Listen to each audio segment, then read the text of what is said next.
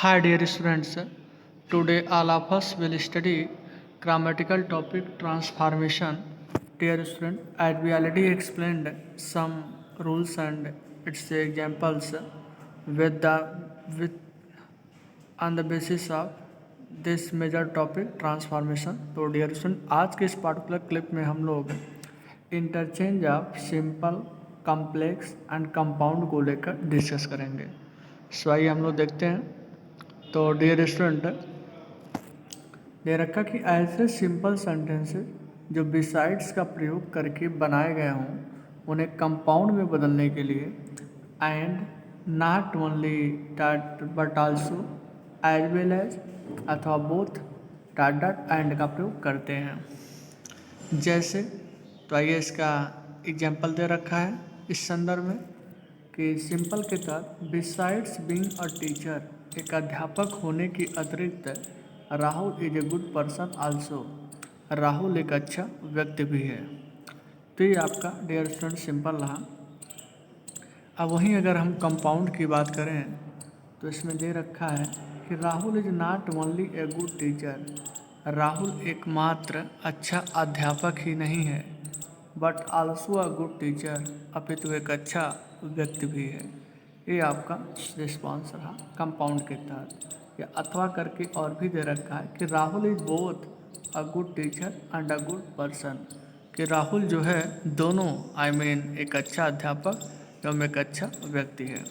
और इसके साथ ही साथ दे रखा है कि Rahul is a good teacher as well as a good person, कि राहुल जो है एक अच्छा अध्यापक एवं साथ ही साथ एक अच्छा व्यक्ति भी है।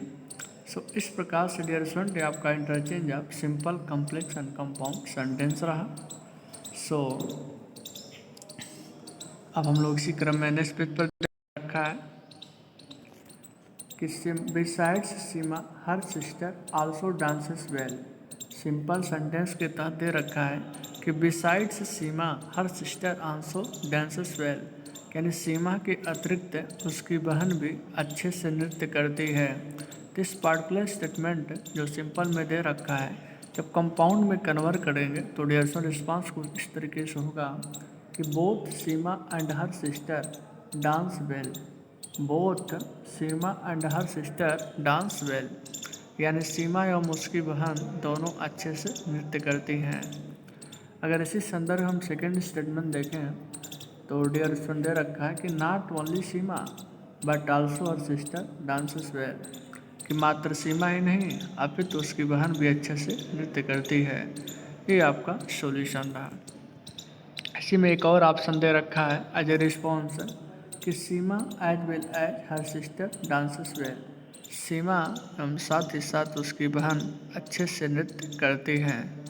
सो इस प्रकार से क्वेश्चन जो आपका रिस्पॉन्स रहा और इसी में रूल्स को एनालाइज कर रखा है जिसके तहत दे रखा है कि ऐसे सिंपल सेंटेंसेज जो in spite of, instead of या डिस्पाइट ऑफ से आरंभ हो उन्हें कंपाउंड में बदलते समय but, yet, while, whereas या स्टिल का प्रयोग करते हैं, जबकि कॉम्प्लेक्स में बदलते समय दो या अल्दो का प्रयोग करते हैं। अर्थात ये ऐसे वाक्य हैं जिनमें विरोधाभास पाया जाता है। अर्थात टीयर्सन किसी पार्टिकुलर स्टेटमेंट में जब but, yet, while, whereas अथवा स्टिल दैट का प्रयोग हो तो ये इस बात का द्योतक होता है कि इसमें विरोधाभास के फीचर्स हैं। जैसे तो आइए इसके एग्जाम्पल पोर्शन को देखते हैं। तो डियर स्टूडेंट मेंशन कर रखा है सिंपल के तहत कि इन spite of being poor he is honest, in spite of being poor he is honest, यानी गरीब होने के स्थान पर ही इज ऑनेस्ट वह ईमानदार है। सॉरी, इन स्पाइट का संस्था के बावजूद, यानी गरीब होने के बावजूद भी ही इज ऑनेस्ट वह ईमानदार है। इसी में कंपाउंड दे रखा डियरसन की is poor but he honest, वह गरीब है पर वह ईमानदार है, वह गरीब है पर वह ईमानदार है। इसी सीक्वेंस में और भी दे रखा है कि he is poor yet he is honest, कि वह गरीब है फिर भी वह ईमानदार है। नेक्स्ट देखिए इसी क्रम में दे रखा while is poor he is honest, कि जबकि वह गरीब है पर वह ईमानदार है। तो इसी क्रम में डियर स्टूडेंट और भी एक एग्जाम्पल दे रखा है इसी में रिस्पॉन्स तौर पर कि ऑनेस्ट वाइल इज पुअर, वह ईमानदार है जबकि वह गरीब है। इस तरीके से आपने कंपाउंड देखा, सिंपल से कंपाउंड, और अब डियर स्टूडेंट आप देखेंगे सिंपल से कम्प्लेक्स को दृष्टिकोण से। तो कम्प्लेक्स के तहत कुछ रूल्स दे रखा है जिसमें दे रखा है कि कम्प्लेक्स दो अल दो ही is poor he is honest, means तथापि वह गरीब है पर वह ईमानदार है, या यद्यप वह गरीब है पर ईमानदार है। ही इज ऑनेस्ट तो अल्दो ही इज ऑनेस्ट, कि वह ईमानदार है यद्यप वह गरीब है। इस प्रकार से रिवर्स करके भी उसका सेंस सेम निकलता है। और ट्रांसफॉर्मेशन का जैसे ये एक शाश्वत रूल वो ये कि हाँ जैसे भी आप चेंज करें इसके स्वरूप में, बट इसका सेंस सेम होना चाहिए। अब आइए इसी क्रम में हम लोग आगे बढ़ते हैं और इसको जो रूल्स को एनालाइज कर रखा है उसको देखते हैं।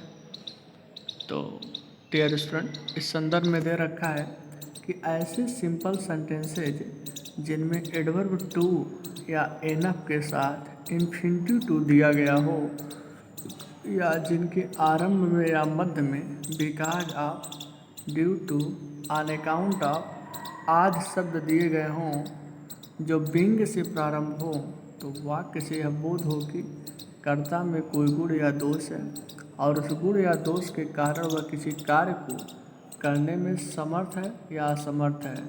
उन्हें कंपाउंड में बदलने के लिए सो हेंस या देयरफॉर का प्रयोग करते हैं, जबकि कम्प्लेक्स में लाते समय सेंस, बिकॉज, सो दैट का प्रयोग करेंगे। जैसे तो इस संदर्भ में इसके एग्जाम्पल्स जो हैं उसको हम लोग लेकर डिस्कस करते हैं।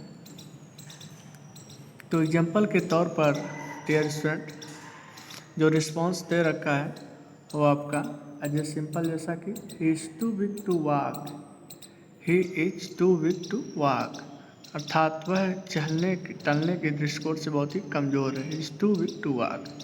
तो डियर स्टूडेंट कंपाउंड के तहत इसका रिस्पॉन्स होगा he is very weak so he can not walk, वह बहुत ही कमज़ोर है अतः वह चल नहीं सकता। ही is very weak so he can not walk, वह बहुत ही कमज़ोर है अतः वह चल नहीं सकता। इसी संदर्भ में अगर हम कम्प्लेक्स की बात करें तो यहाँ पर डियर स्टूडेंट आपका दे रखा है कि he so weak that he can not walk, अर्थात दैट लाकर कम्प्लेक्स के तहत कन्वर्ट किया। He can not walk because he is very weak, वह टहल नहीं सकता क्योंकि वह बहुत कमज़ोर है। इस प्रकार से रीजन दिखाने के लिए बिकॉज, सेंस में दैट और कंपाउंड तक सो यूटिलाइज हुआ। और कम्प्लेक्स के तहत एक और रिस्पॉन्स दे रखा कि सिंस इज वेरी वीक, चूँकि वह बहुत ही कमज़ोर है, इट कैन नॉट वॉक, सो वह टहल नहीं सकता। ये आपका रिस्पॉन्स रहा। और अब डियर स्टूडेंट इसी पर हम लोग इस पार्टिकुलर क्लिप को ओवर करते हैं और नेक्स्ट क्लिप में इसके रिमेनिंग पोर्शन को फिर डिस्कस करेंगे। So that's concluded for this particular shift.